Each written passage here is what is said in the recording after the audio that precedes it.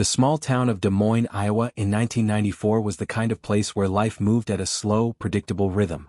Neighbors waved to each other as they passed on the sidewalk, children played in backyards without parents worrying about their safety, and front doors were often left unlocked without a second thought.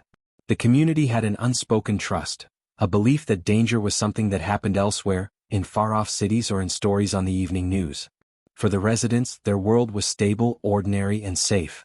That illusion would be destroyed on a cold November afternoon, when a single phone call to 911 sent shockwaves through every street and household in the neighborhood.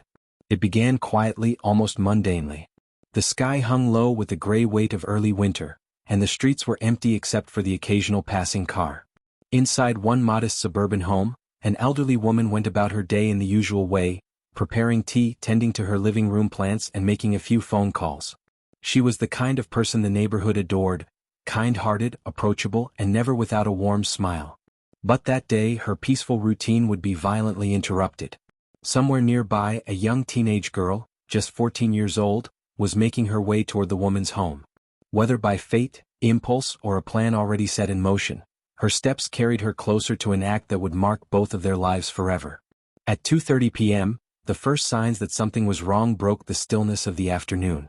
A neighbor passing by thought she heard shouting from inside the house, a voice that sounded distressed but too muffled to make out.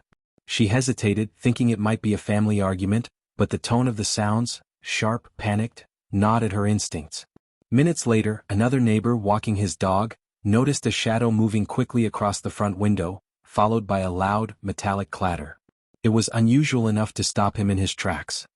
He considered knocking on the door but chose instead to keep walking, still glancing back every few steps. Inside the home, something unspeakable was happening. The 911 call came in just after 3 p.m. The dispatcher's calm voice answered the line, only to be met with frantic, broken words. "She's hurt, bad. There's blood everywhere. Please hurry." The caller was trembling, her breathing rapid. In the background, the sound of movement and faint sobbing could be heard. Within minutes, police cruisers and an ambulance were racing through the streets, their sirens slicing through the quiet air. Curtains twitched in windows as residents peered out, wondering what could possibly warrant such urgency in their safe, uneventful town. When officers arrived, the scene that met them was unlike anything they had expected. The front door stood ajar, swinging slightly in the wind, and a faint metallic scent, a mixture of blood and cold air, hung in the entryway. Inside, the living room was in disarray, furniture knocked over, a lamp shattered on the floor. In the middle of it all lay the elderly woman, motionless, her body bearing the unmistakable signs of a violent attack. A knife rested on the carpet nearby, its blade smeared dark red. Paramedics quickly moved in, checking for a pulse, but the truth was immediately clear: she was gone. As officers began securing the scene, they noticed something else that turned the tragedy into a mystery. The suspect was already known to them, and it wasn't a hardened criminal or a stranger from out of town. It was a teenage girl. 14 years old. Barely old enough to drive, still in school, and until that day invisible in the eyes of law enforcement. Witnesses claimed to have seen her leaving the house shortly before the emergency crews arrived, walking briskly down the sidewalk with her hands tucked into her jacket pockets. She wasn't running, they said. She wasn't crying. She just left as if she had somewhere else to be. Word spread quickly through the neighborhood, each retelling carrying more disbelief than the last. People gathered in small clusters on street corners, their voices low but urgent. How could someone so young be capable of something so brutal? Parents pulled their children indoors, shaken by the thought that such violence could come from within their own community. For the police, the focus was now on finding the girl and understanding what had led her to that house and that act. They canvassed the area, knocked on doors, and called in additional officers to search the surrounding blocks. By early evening, the girl was found. She was sitting on a park bench several streets away, her jacket zipped up tight, her hair wind-blown, and her expression unreadable. She didn't resist when the officers approached. She simply stood up when asked, her small frame dwarfed by the uniforms surrounding her. As they led her to the patrol car, she glanced briefly toward the flashing lights down the street, where the house stood like a silent witness to the day's horror. She said nothing.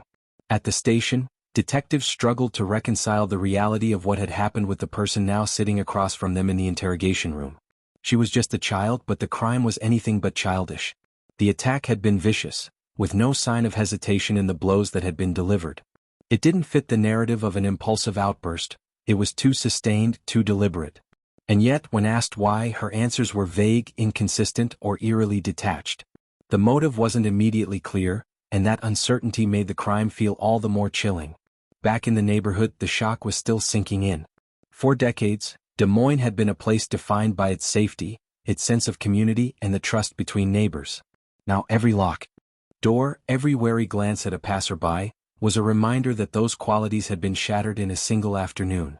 The elderly woman was gone, the girl was in custody, and the rest of the town was left to piece together a new reality, one where danger could come from the most unexpected places.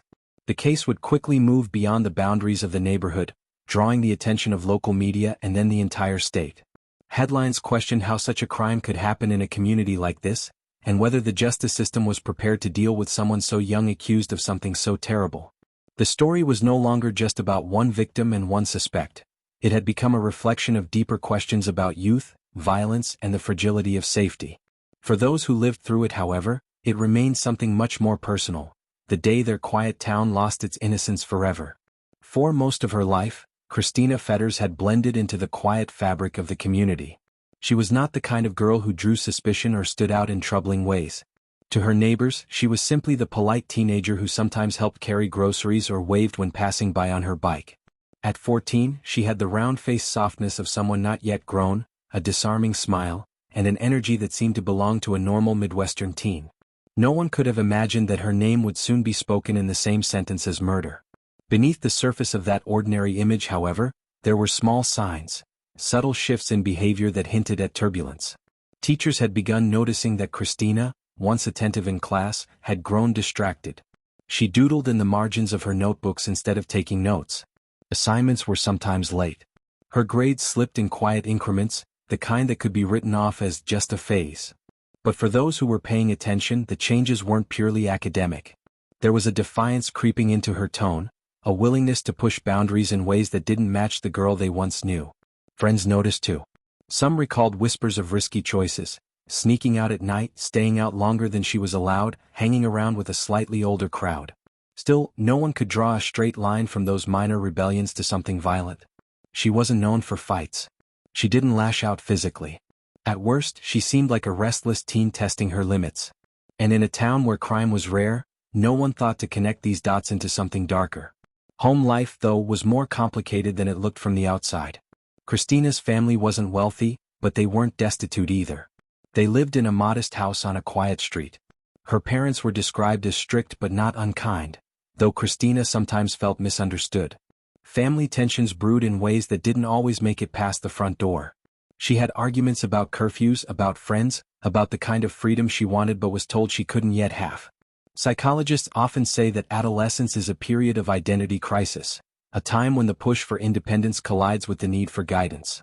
In Kristina's case, that collision was loud enough to leave emotional cracks. She wasn't outwardly broken, but the fissures were there. And like hairline fractures in glass, they would spread under the right amount of pressure. The day her name first appeared in connection to the crime, disbelief rippled through the town. People assumed there must have been a mistake, someone else with a similar name, perhaps. The idea that the young girl they had seen at school events or in the grocery store could have anything to do with a brutal attack felt impossible. But when police confirmed it was indeed that Kristina Fetters, the shock turned to a mix of confusion and fear.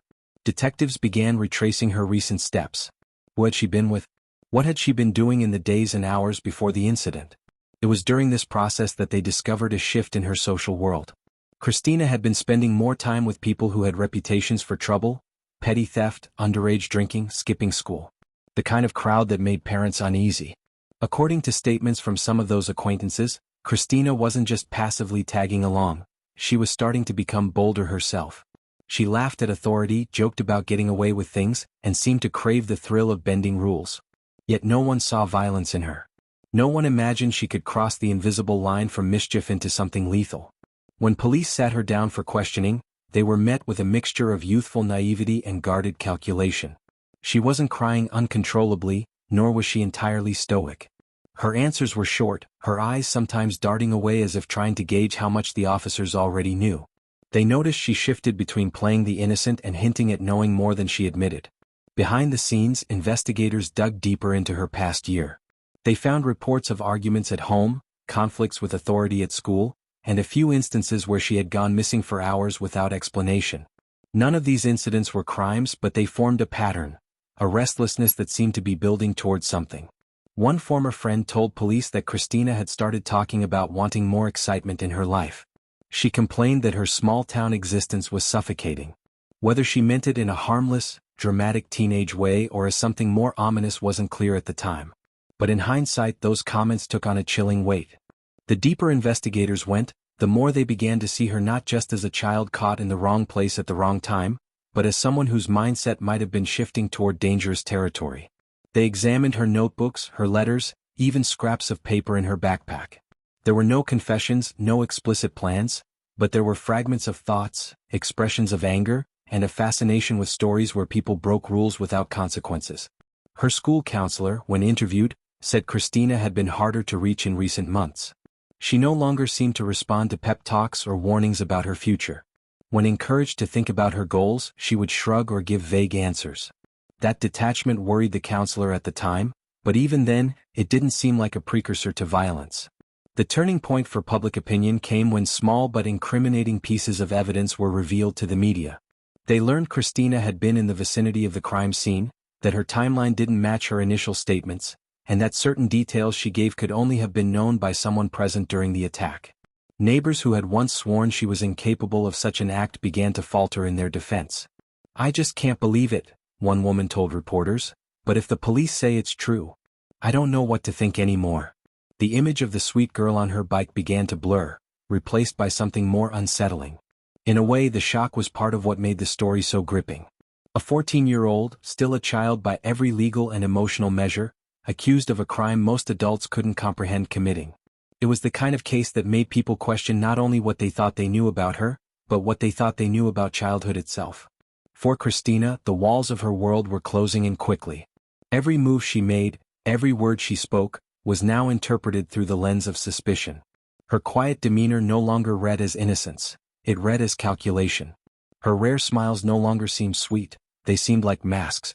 And as the investigation pressed forward, one question loomed larger than any other. How could a girl so seemingly ordinary, with so much life ahead of her, become the center of such a horrifying storm? The answer would not be simple, and it would not leave the town untouched. In every crime, understanding the victim is as important as understanding the accused. In this case, the victim was not a nameless figure from a distant place, but a deeply personal connection in Kristina Fetters' life, her own great-aunt, 73-year-old Arlene Clem. In their small Iowa community, Arlene was known as a warm, generous woman, someone who greeted neighbors with a smile and had a reputation for helping anyone in need. She was the kind of person who could make a stranger feel like family within minutes. Her home was a welcoming place, filled with the smell of fresh-baked goods and the gentle clutter of decades of living. She had been part of Kristina's life from the beginning, and many people in the family believed that bond was unshakable. Family members recall that Arlene had always been fond of Kristina. She watched her grow up from a playful child into a teenager, offering her advice and encouragement along the way. Birthdays, holidays, and Sunday visits had cemented their connection. Kristina often spent afternoons at her great-aunt's house, flipping through photo albums, listening to old stories, or simply enjoying the quiet comfort of a home that felt safe. On the surface, there seemed to be nothing but love and mutual respect between them. But like many family relationships, especially those involving teenagers, there were unspoken tensions. And in the months before the crime, those tensions began to rise in ways few recognized at the time. Arlene, according to friends and relatives, had a strong personality. She was generous but also traditional in her values. She believed in discipline, responsibility, and respect for elders, principles she had lived by her whole life. Kristina, on the other hand, was in the throes of adolescence, navigating the confusion of growing up, testing boundaries, and searching for her own identity. To her, some of her great-aunt's advice felt less like guidance and more like criticism. Conversations that once ended in laughter began to turn into quiet disagreements. What was once an easy companionship now had a subtle layer of strain. The people closest to the family noticed small signs of this change. Arlene, who once spoke warmly about Kristina, began to mention concerns. She worried that Kristina was keeping bad company, that she was becoming too secretive, too defiant. Kristina, in turn, felt that her great-aunt no longer understood her, that she judged her instead of supporting her. These differences didn't explode into open conflict, but they brewed beneath the surface, creating an emotional distance that neither fully addressed. Investigators later pieced together these dynamics, realizing that the crime was not a random burst of violence but a deeply personal act. Arlene's life was examined in detail, not to question her character, but to understand the threads of the story that led to that fatal day. They discovered that Arlene had been a stabilizing force in Kristina's otherwise turbulent life. While Kristina's immediate home environment had challenges, discipline issues, communication gaps, and growing independence, her great-aunt had always been there as a constant. Losing that stability or feeling judged by the one person she trusted might have contributed to a building sense of resentment. Friends of Arlene described her as a woman of routine. She liked things a certain way. Her home was tidy, her days were structured, and she valued peace and order. Any disruption to that order caused her stress. Kristina, on the other hand, was entering a period of unpredictability, sneaking out, experimenting with friendships and habits that her family disapproved of. The clash between Arlene's structured world and Kristina's rebellious exploration may have been more significant than anyone realized at the time. On the day of the murder, the connection between victim and accused added an entirely different dimension to the tragedy. Police and prosecutors understood that when a young person commits violence against a stranger, the case is already alarming. But when the victim is a trusted family member, it raises unsettling questions about loyalty, trust, and what can drive such a betrayal. Was it an impulsive act sparked by a moment of anger? Or was it the result of deeper emotional wounds that had been festering for months? As detectives dug into the weeks leading up to the crime, they learned that Kristina had been under increased scrutiny from her family. There were discussions about her behavior, her choice of friends, and even whether stricter rules should be enforced. Some conversations had turned into arguments. Arlene, in her role as an elder, had reportedly voiced her concerns more than once, sometimes directly to Kristina. For a teenager already feeling cornered, those words might have been received less as love and more as control.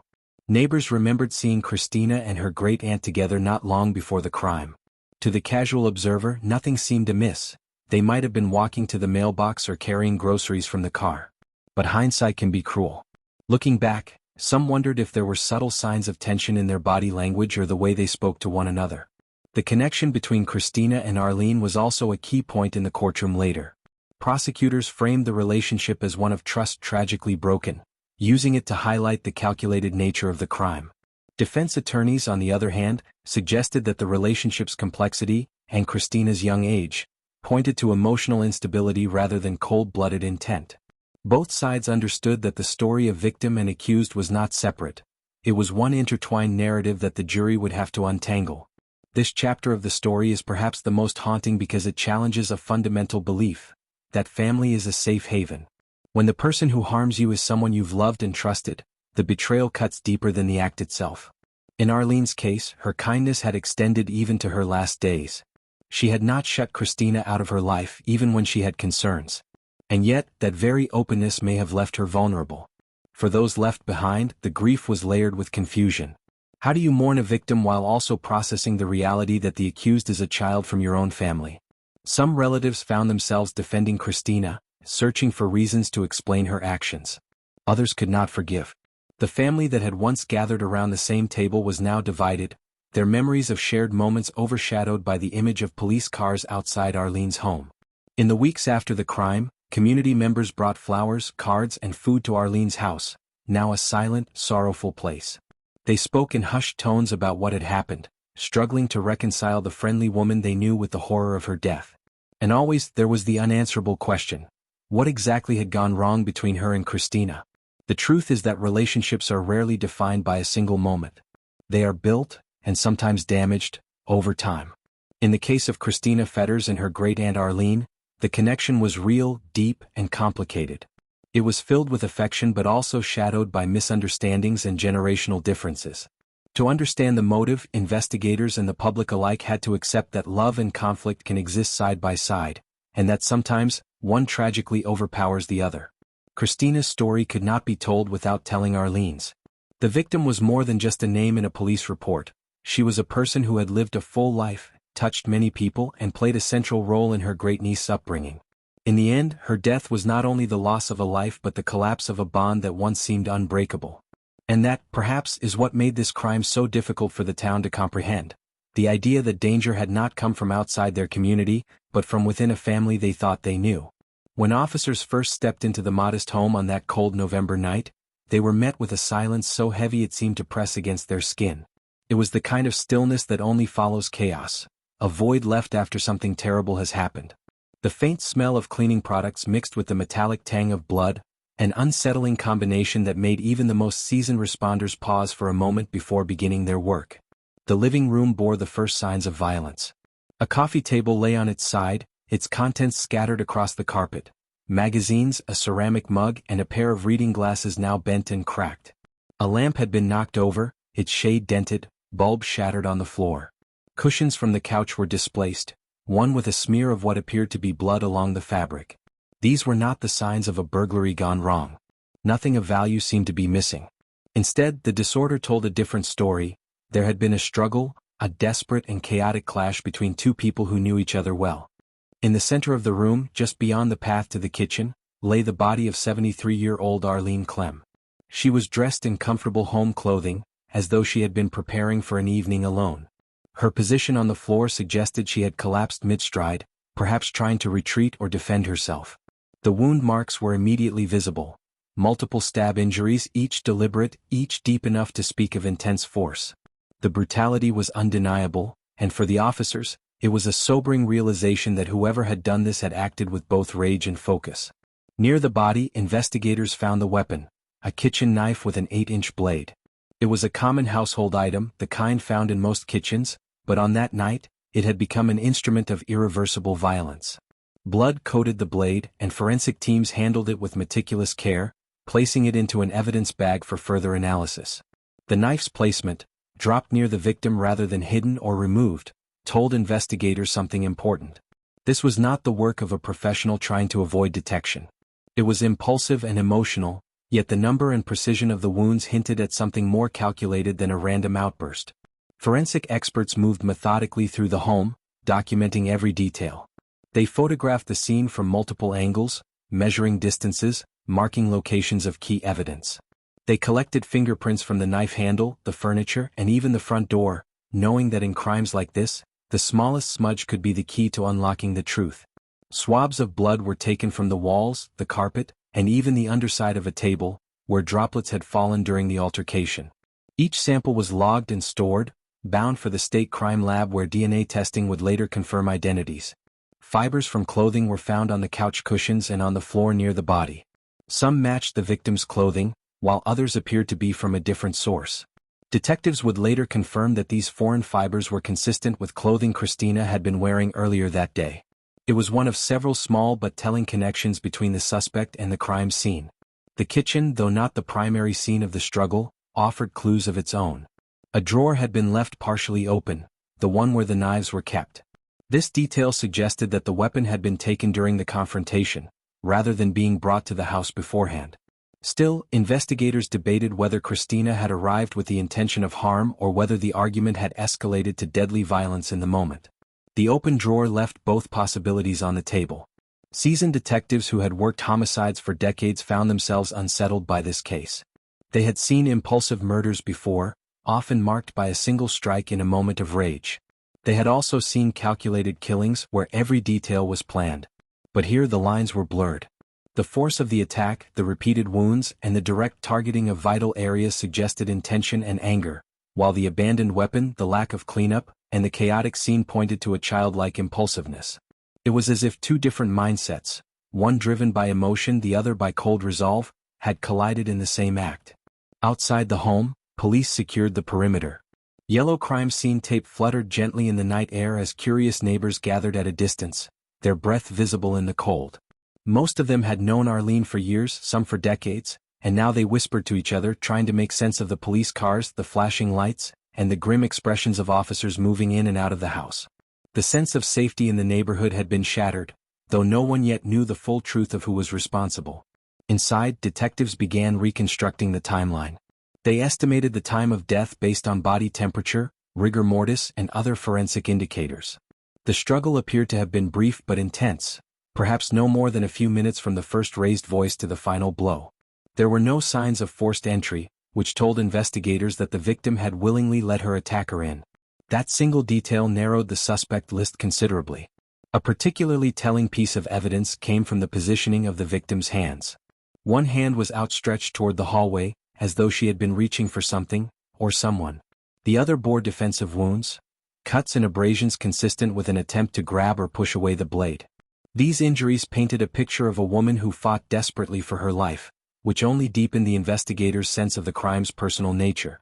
When detectives reviewed the early evidence, Kristina's name quickly rose to the forefront. Witness accounts placed her near the home earlier that day. Her fingerprints were found on several surfaces inside, including the knife handle. And most compellingly, there were inconsistencies in her statements to police. She initially denied being at the house that evening, but later admitted she had visited, though she claimed to have left before anything happened. The physical evidence told a different story. The crime scene became the focal point of the case. Every overturned chair, every bloodstain, every small detail was analyzed, reanalyzed, and discussed in strategy meetings. The prosecutor's team understood that the jury would need to see the scene not as a random collection of images, but as a narrative, a story that began with two people in a home and ended with one of them dead on the floor. As days turned into weeks, the evidence from the crime scene began to solidify the case.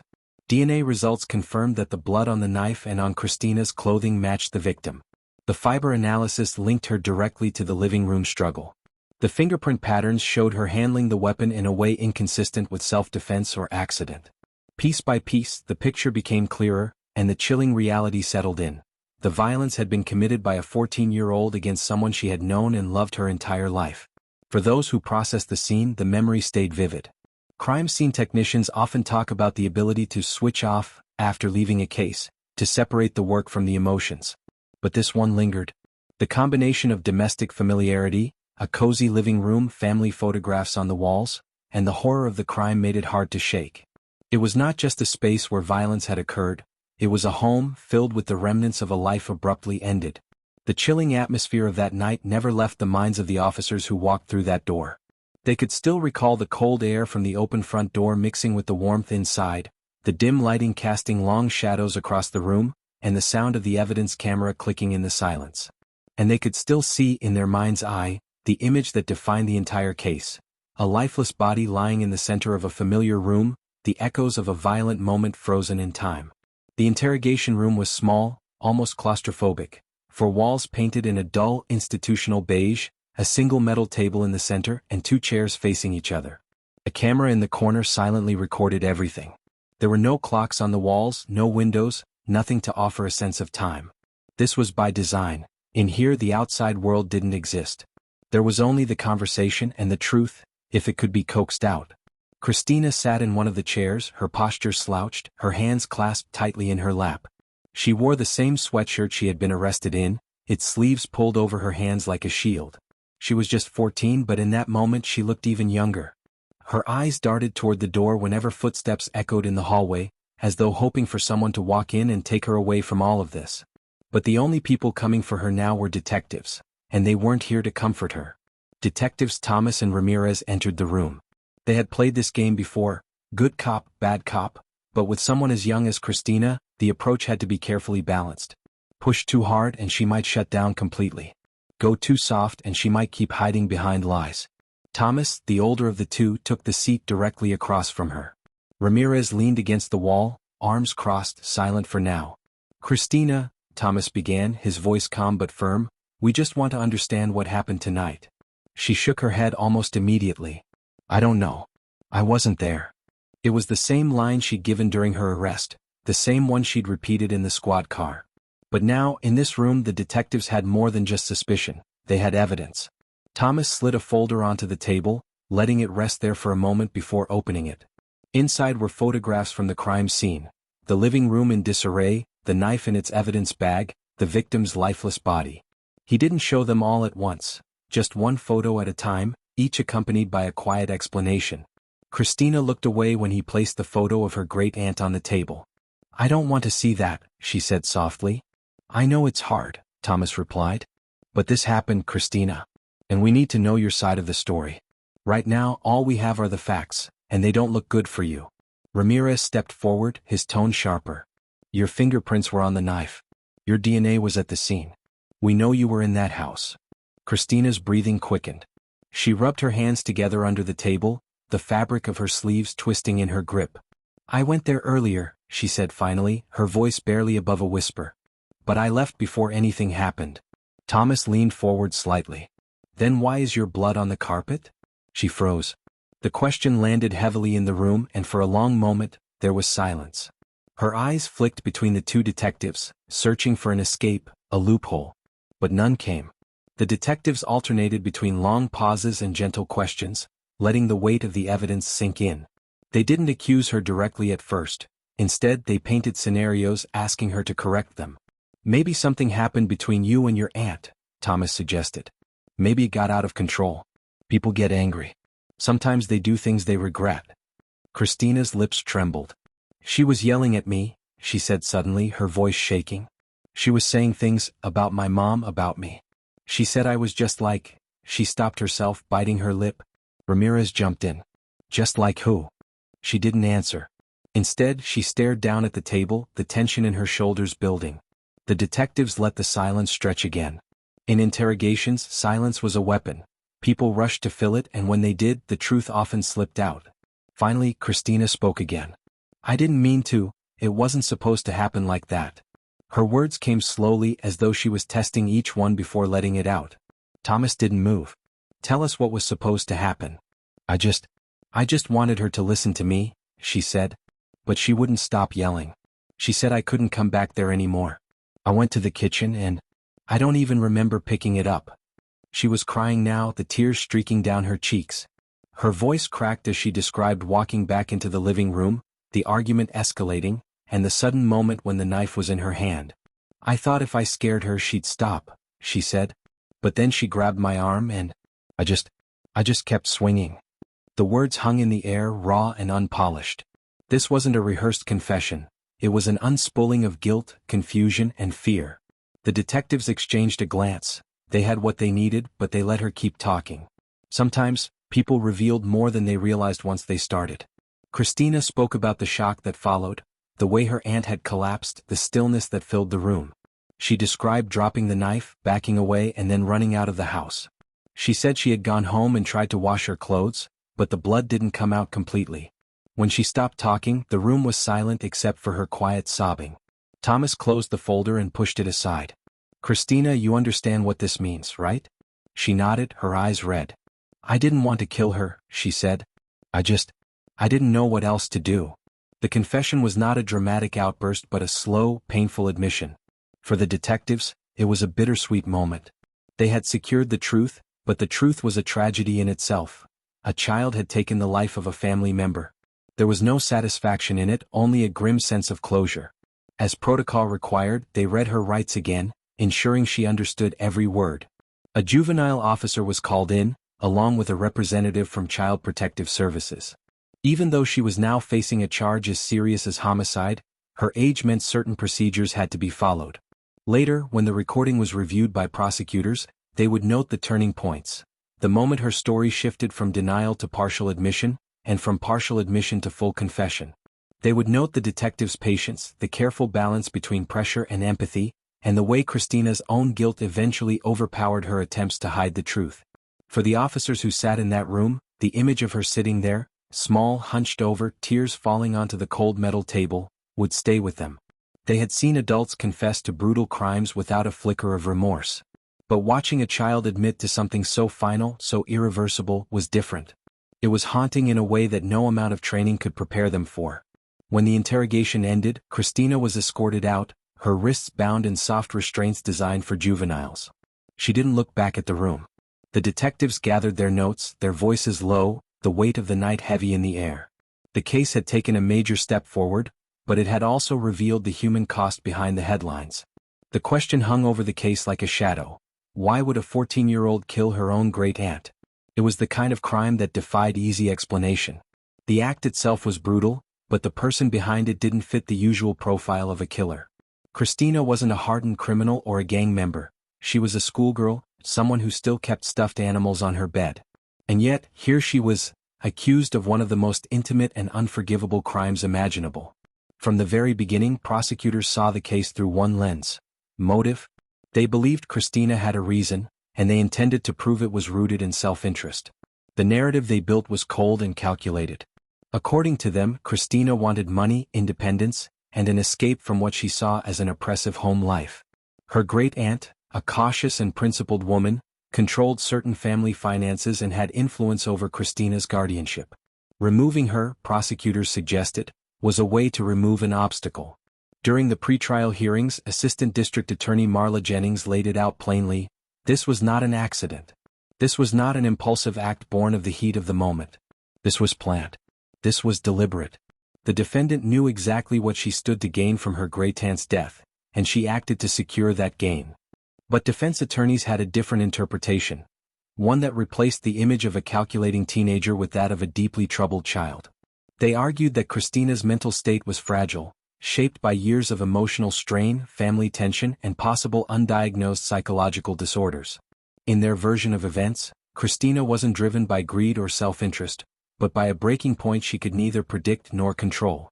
The truth, as often happens in cases like this, was tangled somewhere in between. The financial theory. The prosecution's case hinged partly on financial records. Investigators discovered that Kristina had searched online for terms like how to get inheritance early and can minors inherit property in the weeks before the murder. Her aunt's will, though modest, included a trust fund that would have benefited Kristina indirectly through her guardians. Friends told police that Kristina had complained about being broke and having no freedom, often expressing frustration about needing permission for even small purchases. There was also an incident at school where she had bragged about coming into money soon, though whether it was a serious statement or teenage exaggeration was unclear. Prosecutors painted these details as threads of a single tapestry, a calculated effort to remove a financial gatekeeper. She saw her great-aunt not as family, Jennings argued, but as an obstacle. And she removed that obstacle in the most violent way possible. The psychological angle. The defense countered with a different kind of evidence: medical and psychological evaluations. After her arrest, Kristina underwent a series of assessments by court-appointed psychologists. The results were troubling. While she didn't fit the criteria for a full-blown psychopathic profile, there were indications of severe emotional dysregulation, impulsivity, and deep-seated feelings of abandonment. One psychologist, Dr. Leonard Marks, testified that Kristina exhibited reactive aggression, a type of violent behavior triggered by intense emotional arousal rather than premeditation. In simpler terms, Marks explained to the court, when Kristina feels cornered or attacked, especially by someone she perceives as having power over her, her ability to think rationally collapses. Her reactions can be explosive, out of proportion, and not fully thought through. Family history complicated matters further. Records showed a long-standing pattern of strained relationships, strict discipline, and verbal conflicts within the household. Several relatives described Kristina as volatile, but also deeply sensitive. She had seen a counselor briefly at age 11, but those sessions stopped abruptly when her guardian decided they weren't helping. Madness or manipulation? The trial preparation became a battleground between two narratives. Was Kristina a budding sociopath, someone willing to kill for personal gain? Or was she a broken child, psychologically cornered until she lashed out in an irreversible way? In interviews, people who knew Kristina offered conflicting portraits. Some described her as manipulative, capable of twisting situations to her advantage. Others spoke of her as lonely, misunderstood, and desperate for someone to truly listen to her. The psychological experts disagreed too. Dr. Marks insisted her actions were the result of emotional collapse, not cold calculation. But the prosecution's expert, Dr. Elaine Park, argued otherwise. Kristina's behavior after the crime, fleeing the scene, attempting to clean her clothes, denying involvement, suggests an understanding of guilt and an ability to think strategically in the aftermath. That is inconsistent with an uncontrolled mental break. Inside the evaluations. Kristina's psychological evaluations became some of the most scrutinized documents in the case. They revealed that she had a history of intrusive thoughts and occasional violent fantasies, though she claimed she never intended to act on them. When asked about her relationship with her great-aunt, Kristina described it as complicated. She could be nice, Kristina told one evaluator, but she always had to be in control. Everything had to be her way. She made me feel small. On the day of the murder, Kristina recalled feeling trapped during their argument. It was like my head was full of noise, she said. I couldn't think straight. I just wanted her to stop.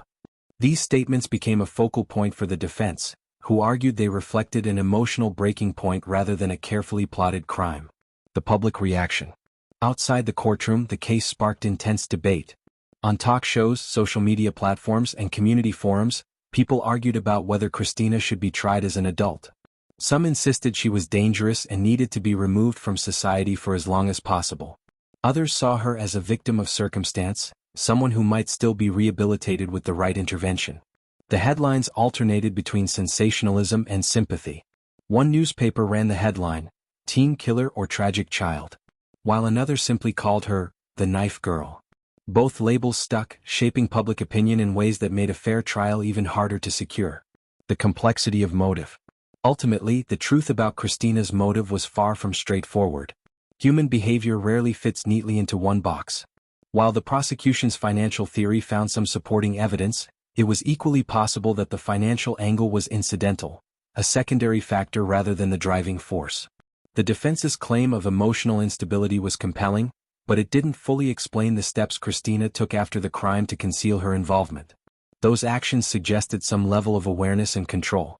In the end, the real motive might have been a volatile mix: resentment, desperation, and a sudden flash of violence, all colored by the complicated bond between a strict guardian figure and a rebellious teenager. The final pretrial hearing. As the trial date approached, both sides prepared their closing strategies. Prosecutors planned to lead with hard evidence: financial records, search histories, and the physical evidence from the crime scene. The defense was ready to counter with emotional testimony from psychologists, teachers, and even a former neighbor who had witnessed one of the great aunt's explosive arguments with Kristina. In the last pretrial hearing, Judge Halvorsen summed it up: "This case will test the limits of our understanding of intent, mental health, and culpability, especially when the accused is a child. It is not the court's role to resolve these questions today, but to ensure they are fairly presented to a jury." The courtroom fell silent. Everyone knew the trial would be unlike anything they'd seen before, not because of the brutality of the crime, but because of the age and complexity of the defendant. Whatever the verdict would be, one thing was certain: the question of motive or madness would continue to haunt everyone involved long after the trial was over. The courthouse in downtown Millbrook was never meant to hold this kind of spectacle. Built in the 1950s, its narrow hallways and modest wood-paneled courtrooms had hosted burglary trials, small claims disputes, and the occasional domestic violence case. But now, with the trial of Kristina Langley set to begin, it had become the center of national attention. The line to get into the public gallery stretched out the door. Television crews jostled for position on the courthouse steps, their cables snaking like black veins across the concrete. Reporters shouted questions at anyone who looked remotely connected to the case. Even the courthouse security guards, usually relaxed, stood tense, scanning the crowd. Inside, Courtroom 3 had been transformed into something resembling a stage. The judge's bench loomed over the proceedings like a throne, the jury box sat ready with its 12 high-back chairs, and in the center of it all stood the defense and prosecution tables, two opposing camps preparing for battle. Kristina sat at the defense table, barely tall enough for her head to clear the microphone in front of her. She wore a plain navy sweater and black slacks, her hair pulled back in a tight ponytail. She looked less like an accused murderer and more like a student waiting for a parent-teacher conference. But the heavy air in the room betrayed the gravity of her situation. Opening tension. Judge Harold Halvorsen entered promptly at 9 a.m., his black robe swaying slightly as he took his seat. His eyes scanned the courtroom, pausing briefly on the rows of journalists before turning to the jury. "This case," he said in his deep, measured voice, "is unlike most that come before this court. You are tasked with a great responsibility, one that will require you to put aside emotion and focus on the evidence." The prosecution rose first. Assistant District Attorney Marla Jennings, dressed in a charcoal suit, stepped to the center of the room and faced the jury. She wasted no time. "This case," she began, "is about a young girl who made a choice, a deliberate, violent choice. On the afternoon of April 12, 2023, Kristina Langley took a kitchen knife and stabbed her great-aunt, Margaret Langley, in her own home. This was not an accident. This was not a momentary lapse. This was murder." Jennings' voice was sharp, but her words were methodical. She painted a picture of Kristina as manipulative, capable of calculated deceit despite her age. She described the financial motive, the online searches, the concealment efforts after the crime. "You will see," Jennings said, "that age does not erase intent. The law applies to everyone, 14 or 40. The defense's first strike. When Jennings sat down, all eyes turned to the defense table. Kristina's attorney, David Mercer, was a tall man in his 40s with a calm, almost fatherly demeanor.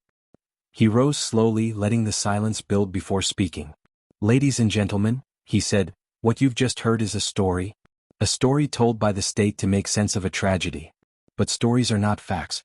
And the facts will show that Kristina Langley is not the cold-blooded killer they want you to believe she is." Mercer's strategy was clear from the start: humanize Kristina. He spoke of her troubled home life, her history of anxiety and depression, the volatile relationship with her great-aunt. He emphasized that Kristina was a child, still developing mentally and emotionally. "Yes, something terrible happened on April 12th, he admitted.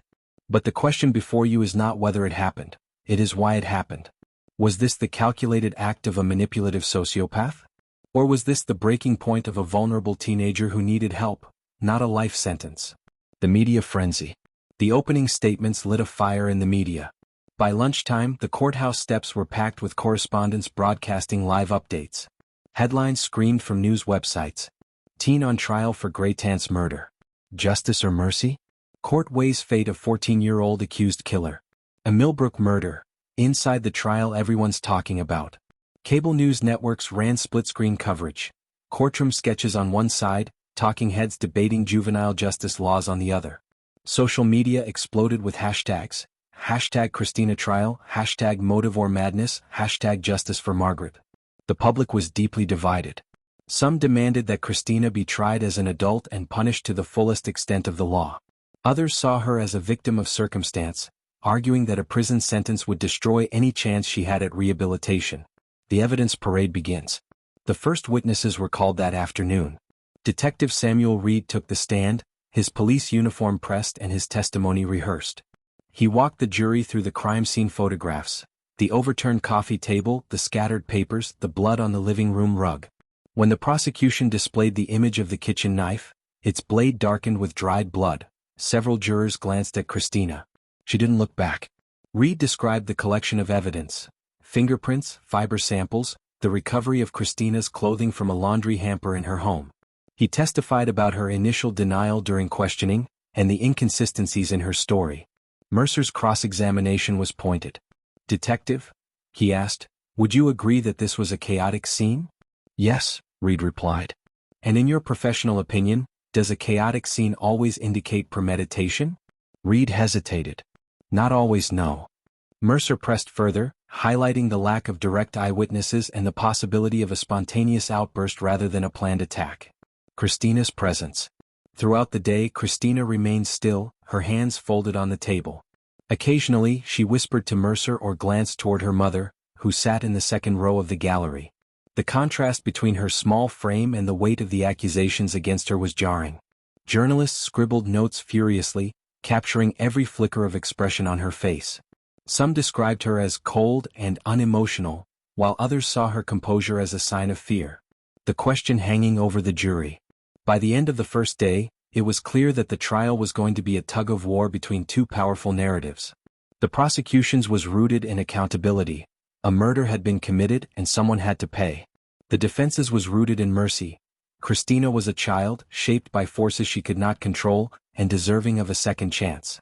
For the jury, the central question was becoming unavoidable. Should a 14-year-old face life in prison? Judge Halvorson dismissed them for the evening with a reminder: do not discuss the case with anyone. Do not watch media coverage. Your duty is to decide this case based solely on what you hear in this courtroom. As the jurors filed out, the weight of that responsibility hung heavy in the air. The battle ahead. The first day had been only an introduction, a prelude to weeks of testimony, cross-examinations, and emotional strain. Both sides knew the fight was just beginning. The prosecution had its arsenal of evidence and a clear motive theory. The defense had its human story and a plea for compassion. In the days ahead, the courtroom would hear from forensic experts, family members, psychologists, and possibly Kristina herself.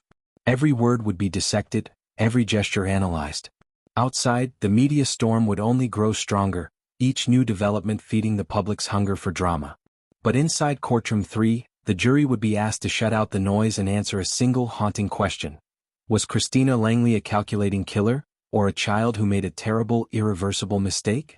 The tension in the courtroom was suffocating, every eye fixed on the jury as they filed back into their seats. Kristina sat motionless, her hands folded in front of her, her face pale but unreadable. The air felt heavy with anticipation, the quiet punctuated only by the faint shuffling of papers. When the foreman rose, the sound of the chair scraping against the floor seemed deafening.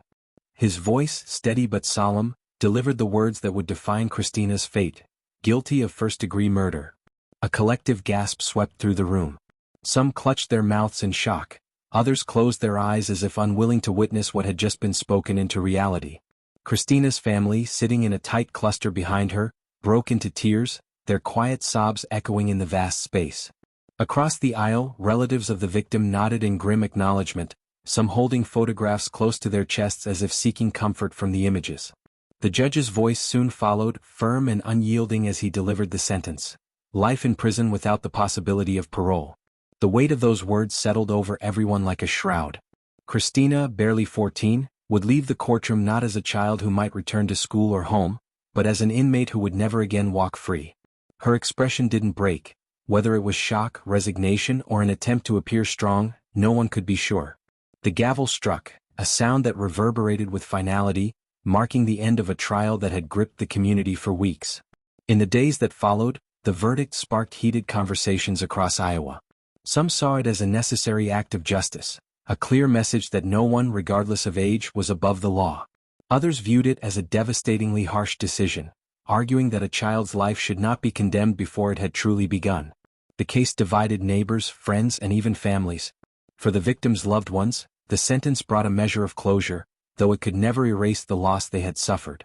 For Kristina's family, it was a second tragedy layered upon the first, a lifetime of what-ifs and unanswered questions about how a young girl's path could have led to this point. As Kristina was led away in handcuffs, her small frame swallowed by the oversized prison uniform, the reality of the situation settled over those who watched. This was not just the story of a murder, it was the story of a fractured family, a shattered community, and a justice system faced with an impossible choice. The echoes of that day would linger for years, a reminder that even in the quietest towns, darkness can emerge in the most unexpected forms. The courtroom emptied slowly, but the silence it left behind carried the weight of lives forever changed. Kristina Fetters arrived at the state women's prison still wearing the bewilderment of a child who hadn't fully grasped the weight of her sentence. At 14 she was small, slight, and unprepared for the hard-edged reality that met her beyond the steel gates. The clang of the doors behind her signaled the closing of one life and the reluctant beginning of another. Here there were no familiar faces, no comforting routines, only the unyielding rhythm of prison life. Every day began at dawn with head counts, the cold echo of guards' voices bouncing off concrete walls, and the shuffle of inmates moving toward the cafeteria. The rules were absolute, and any misstep brought swift consequences. Kristina quickly learned to navigate this environment with caution, observing before speaking, listening more than acting, and tucking away the traits that might make her a target.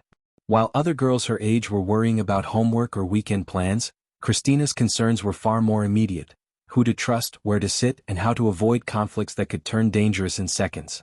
The older inmates eyed her with a mix of curiosity and suspicion. Some took pity on her, offering advice or subtle protection, but others saw her as an easy mark. In the early months, she endured the sting of whispered comments, the occasional shove in the hallway, and the constant need to prove she could hold her own. Over time, she adapted, her once naive demeanor giving way to a more guarded, deliberate way of moving through the world. Survival in prison wasn't about strength alone, it was about learning when to speak, when to stay silent, and when to simply disappear into the background. Her days were filled with routine, cleaning duties, assigned work shifts in the laundry room, mandatory education programs. The hours were predictable, the scenery unchanging, and the monotony could crush even the strongest spirit. Kristina coped by carving out small spaces of control, keeping her bunk immaculately neat, reading whatever books she could get her hands on, and writing in a journal she guarded fiercely.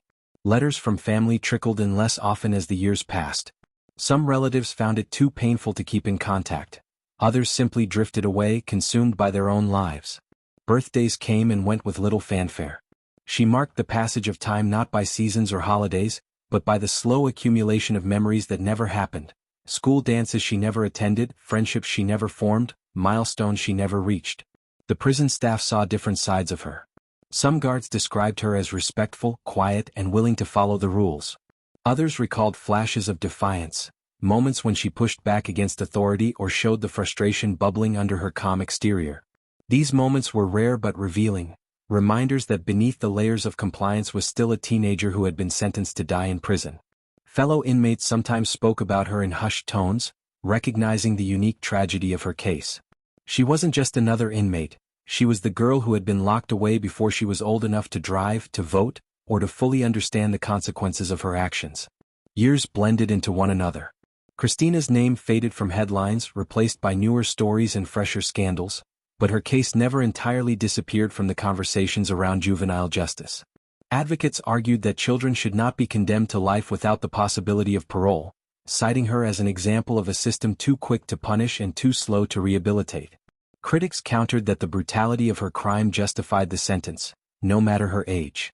These debates rarely reached Kristina directly, but she sometimes caught snippets of them on the prison television or in an occasional article smuggled to her through mail. Inside, she existed in a strange limbo, too young when she entered to have known adulthood, yet aging year by year in a place that never changed. She watched other inmates come and go, serving their time and returning to the outside world while she remained.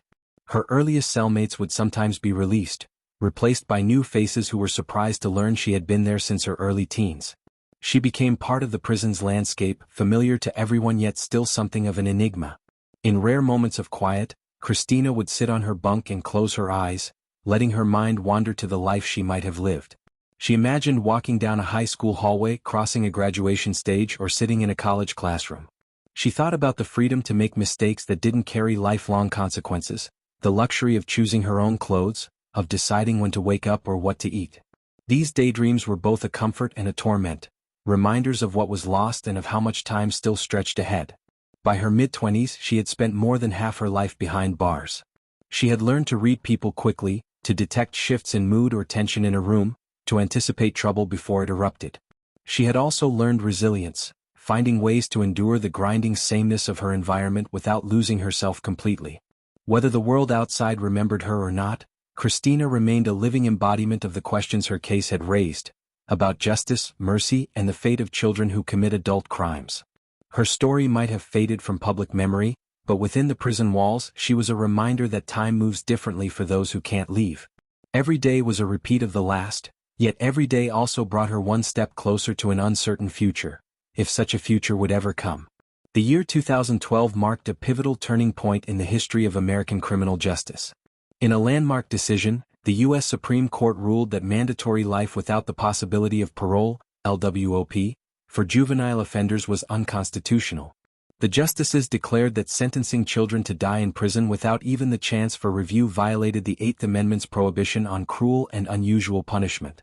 It was more than a legal precedent, it was a shift in moral philosophy, acknowledging that children, no matter how grave their crimes, possess a unique capacity for change. For inmates like Kristina Fetters, who had entered the system at just 14, this was the first real flicker of hope in decades. By then, Kristina had spent the majority of her life behind bars. The outside world had evolved in ways she could barely imagine. New presidents had come and gone, technology had leapt forward, and entire cultural moments had passed her by. But for her, time moved in a rigid, repetitive rhythm dictated by prison schedules and concrete walls. When news of the Supreme Court's decision reached the women's prison in Iowa, she could hardly believe it might apply to her. Inmates were used to hearing about big legal changes, only to find out they didn't apply to their cases. But this time her attorneys confirmed it. The ruling opened the door for a resentencing hearing. Her legal team, loyal advocates who had tracked her case for years, sprang into action. The Supreme Court's decision meant states across the country were forced to reconsider their sentencing statutes, and Iowa was no exception.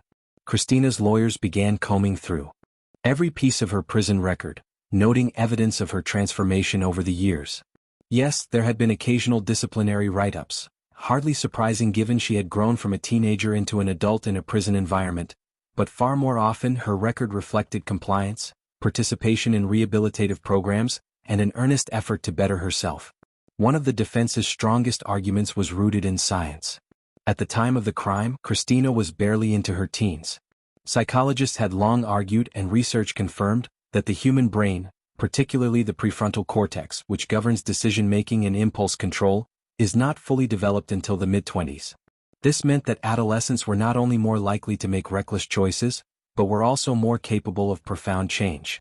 Back in the 1990s, when Kristina was sentenced, such research was rarely given weight in court. Now it was central to her defense. The preparation for resentencing was exhaustive. Every old court transcript, every witness statement, and every prison program certificate was reviewed. Prosecutors, given the chance to present their case, did not waver in their position. They reminded the court that the murder had been brutal and senseless, that the victim, a trusting elderly woman, had been someone who opened her home to Kristina. The defense did not dispute the tragedy or the harm caused. Instead, they urged the court to balance justice with the principle of rehabilitation, arguing that the purpose of the justice system was not solely to punish, but also to give people the opportunity to change. For Kristina, the process was emotionally taxing.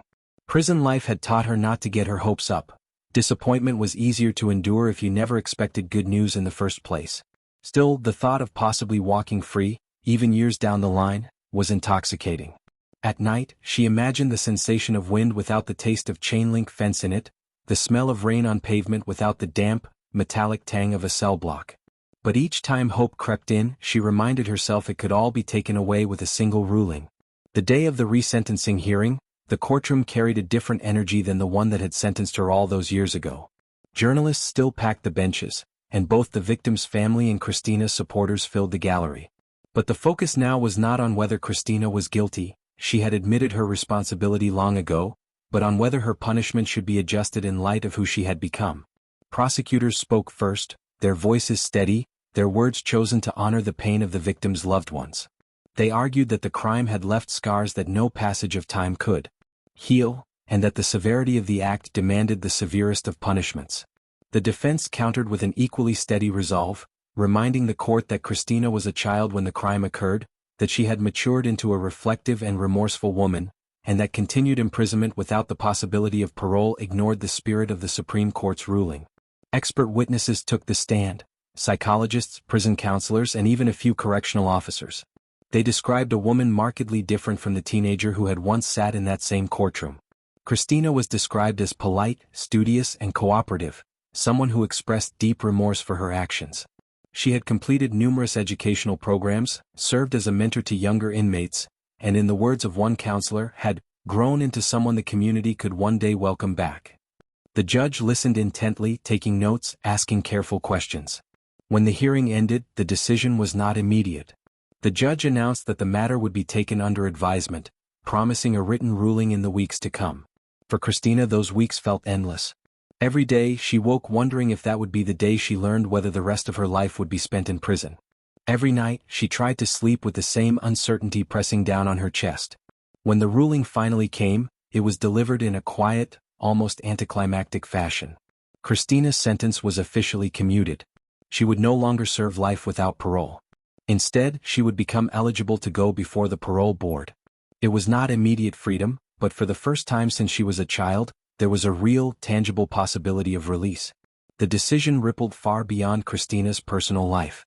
Across Iowa, and indeed across the country, other juvenile offenders serving LWOP sentences saw her case as a beacon.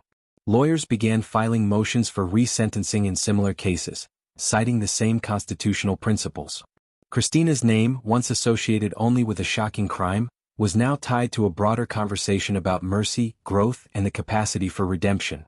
For Kristina, the ruling marked the beginning of a new chapter, but not the end of her challenges. Earning parole would require convincing the board that she had the tools and support to live a lawful, productive life outside prison walls.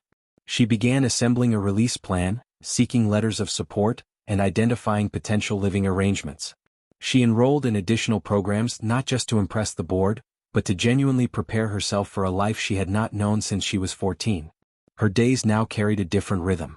There was still the clang of cell doors, the regimentation of counts and meals, the unchanging routines. But there was also a sense of forward motion, a subtle but powerful shift from mere survival to preparation for the future. The hopelessness that had once colored every thought was no longer absolute. Even if parole was denied once or twice, she knew that there would be another hearing, another chance. The legal shift of 2012 had done more than alter a sentence. It had breathed life into the idea that a person's worst act need not define them forever. For Kristina, It was an affirmation that the girl she had been was not the woman she had become. The journey ahead was uncertain, but for the first time in decades, it was hers to walk. When the parole board finally granted Kristina release, it was under circumstances she could never have imagined as a teenager. She had dreamed of freedom countless times in prison, sometimes vividly as if she could feel the sun on her skin without the shadow of razor wire, but never like this. This freedom was not a second chance at life. It was a brief reprieve before the end. Diagnosed with inoperable breast cancer, Kristina's release was not a victory of law or rehabilitation alone, but also an acknowledgement of human dignity in the face of mortality. After nearly 20 years behind bars, stepping beyond the gates felt unreal. The air outside was sharper, cleaner, and yet heavy with the awareness that time was not on her side. She had left the world as a 14-year-old in the late 1990s and returned as a 30-something woman into a society that seemed to have leapt into the future without her. Cars were sleeker, people walked with eyes fixed to glowing screens, and conversations unfolded over devices she had never learned to use. In some ways she felt as if she had been dropped into another century. The day of her release was quiet. There were no reporters waiting, no flashbulbs like the ones that had captured her trial so many years ago. Her departure was arranged to avoid media attention, granting her the dignity of privacy in what would be her final months. A small group of family members and close friends waited near the prison's entrance, their faces lined with both joy and sorrow. Hugs were long and silent, as if everyone feared speaking might break the fragile reality of the moment. Freedom, for Kristina, was a complicated sensation. She was no longer under the constant watch of correctional officers or the suffocating routine of prison schedules, yet her body was already betraying her. The cancer had spread aggressively before doctors even diagnosed it, and treatment was no longer an option. In prison, illnesses were often addressed late, complaints of pain could be brushed aside, and diagnostic tests were slow to come. By the time her condition was fully understood, the doctor's words had been clear. Months, not years. Her release was granted partly on compassionate grounds. The parole board, reviewing her medical records and the terminal nature of her diagnosis, determined she posed no threat to public safety. The legal arguments and resentencing victory that had once seemed her best hope had, ironically, become less important than the ticking clock of her illness. Returning to her family's home, Kristina found herself surrounded by a world that felt both familiar and foreign. There were still the smells of her childhood, coffee brewing in the morning, laundry warm from the dryer, but layered over them were the faint antiseptic scents of medication and the rustle of hospital paperwork. Her relatives tried to make her days comfortable. Old photographs were brought out, favorite meals were cooked, and friends from long ago came to sit and talk. Some conversations were light, filled with stories and laughter. Others were heavier, unspoken questions lingering in the space between words. She tried to savor simple pleasures: fresh fruit that hadn't been canned, the texture of a thick blanket on a cold evening, the sound of rain tapping against the roof without the metallic echo of a cell block. But every moment was shadowed by the knowledge of what was coming. Freedom was sweet, but time was short, and she could not ignore the memories of her past. The crime that had led her to prison was never far from her mind, nor from the minds of those who remembered it. Kristina understood that, for some, her release would always be seen as an injustice. Letters and comments surfaced online, some expressing outrage that she was free at all. Others showed compassion, acknowledging her terminal condition and hoping she would find peace. She did not respond to any of them. She had spent years learning that words rarely changed hearts when it came to matters of pain and loss. Physically, her illness progressed quickly. The treatments she might have received earlier in life were no longer an option. Pain management became the focus of her care. Nurses visited regularly, bringing medications that dulled the sharp edges of her discomfort but also left her drowsy. On good days, she would sit outside wrapped in a blanket, watching the sun move across the sky. On bad days, she stayed in bed, her thoughts drifting between memories of her childhood, moments from prison, and the uncertain possibilities of what lay beyond life. Her family's support was unwavering. Cousins she had not seen since she was a child stopped by, bringing flowers or small gifts. Old friends, some hesitant at first, came to visit, unsure how to bridge the gap of decades but willing to try. Even a few people from her prison years, former inmates who had re-entered society, sent messages or called, offering words of encouragement. They, more than most, understood the strange mix of relief and grief that defined her final chapter. There was an unspoken awareness among her loved ones that every shared meal, every conversation, might be the last. They did not speak in those terms, there was no need, but it shaped the way they treated each moment. Arguments were rare, laughter was cherished, and silence was not uncomfortable. Kristina, who had once counted the days in prison as if they were bricks in an unending wall, now counted them with a different kind of urgency. As the weeks passed, her strength waned. Simple tasks became exhausting. Yet she found herself reflecting more than ever on the nature of justice and forgiveness. She knew that some people would never forgive her, and she accepted that. Forgiveness, she had learned, was not something a person could demand. It was a gift that could only be given freely. She hoped, quietly, that the life she had led in prison, the way she had tried to mentor and help others, might have planted seeds that would grow even if she did not live to see them. She also thought about the young people still entering the prison system, many of them barely older than she had been when she was sentenced.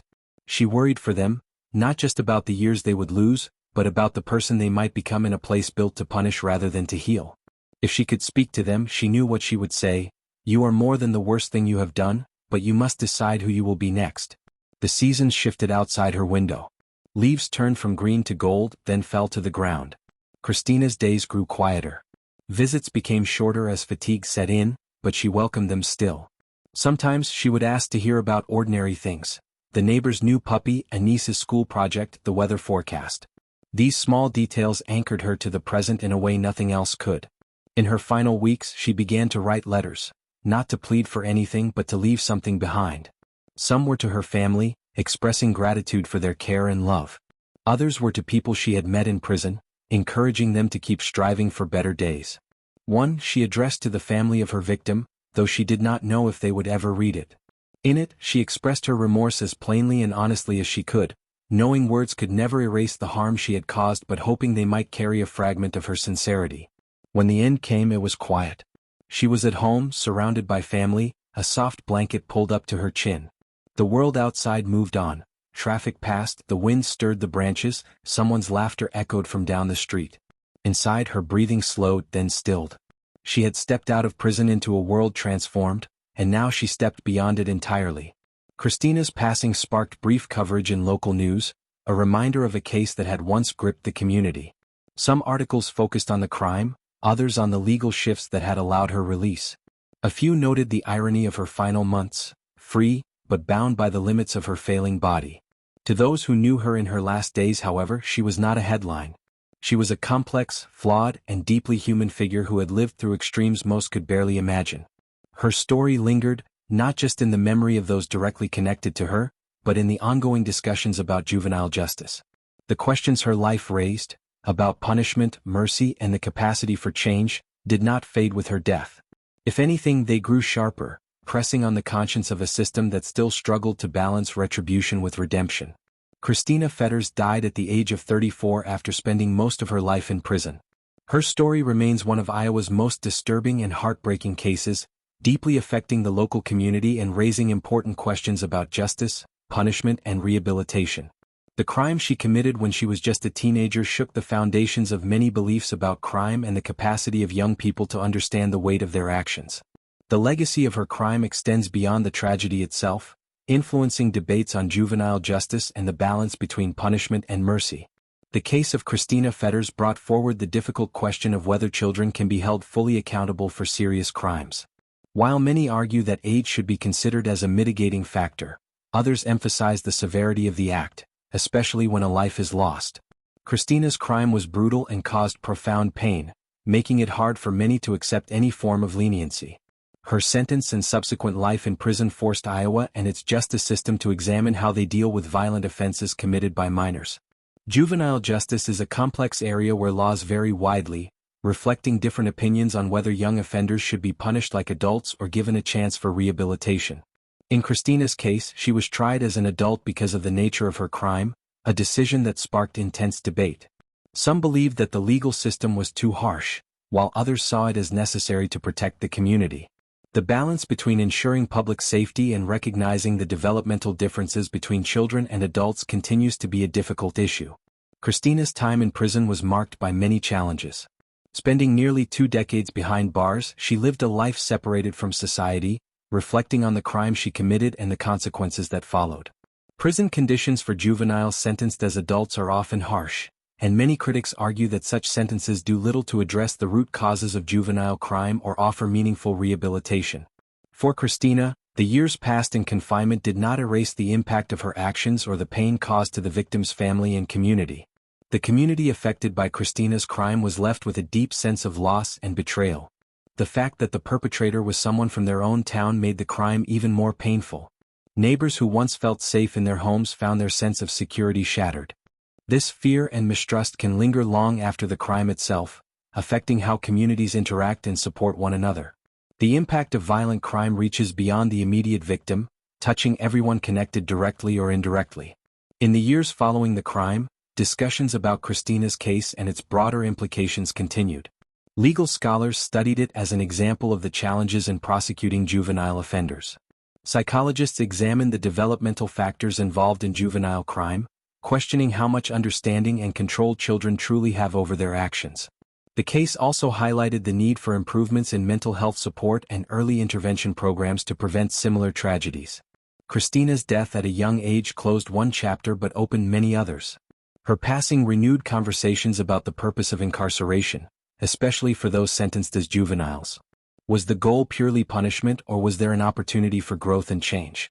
For many, Kristina's life and death underscored the importance of considering the whole person, their background and circumstances when deciding on justice. The legal reforms inspired by cases like Kristina's have aimed to create a more balanced approach to juvenile justice. Many states, including Iowa, have worked to develop systems that focus more on rehabilitation and less on harsh punishment for young offenders. These reforms recognize that children's brains are still developing and that their capacity for change is greater than adults. However, public opinion remains divided, especially in cases involving serious violent crimes. Victims' families continue to seek closure and justice, often finding it difficult when offenders receive lenient sentences. In Kristina's case, the pain caused to the victim's family never fully healed. Their voices remain an important part of the conversation, reminding society that accountability is necessary and that victims must not be forgotten. Balancing empathy for offenders with respect for victims is one of the justice system's hardest tasks. The legacy of Kristina Fetters is also a warning to communities and policymakers. It highlights the need for vigilance in identifying at-risk youth and providing support before crimes occur. Family dynamics, mental health issues, and social environment all play critical roles in shaping behavior. By investing in prevention and support programs, society can reduce the chances of similar tragedies happening in the future. Media coverage of Kristina's case played a role in shaping public perception. Sensational headlines and dramatic retellings sometimes obscured the deeper issues at play, focusing instead on fear and outrage. While understandable, this approach can hinder meaningful discussion and the development of effective solutions. Educating the public about the complexities of juvenile crime is necessary to foster more informed opinions and policies. Educational institutions have also taken lessons from cases like Kristina's. Schools are more aware of behavioral warning signs and the importance of providing mental health resources. Programs aimed at teaching conflict resolution, emotional regulation, and social skills are increasingly common. These efforts are designed to intervene early and support young people before problems escalate. Kristina Fetters' story is a powerful example of how a single crime can ripple through a community, a legal system, and a society. It forces reflection on difficult questions about justice, punishment, and the nature of childhood.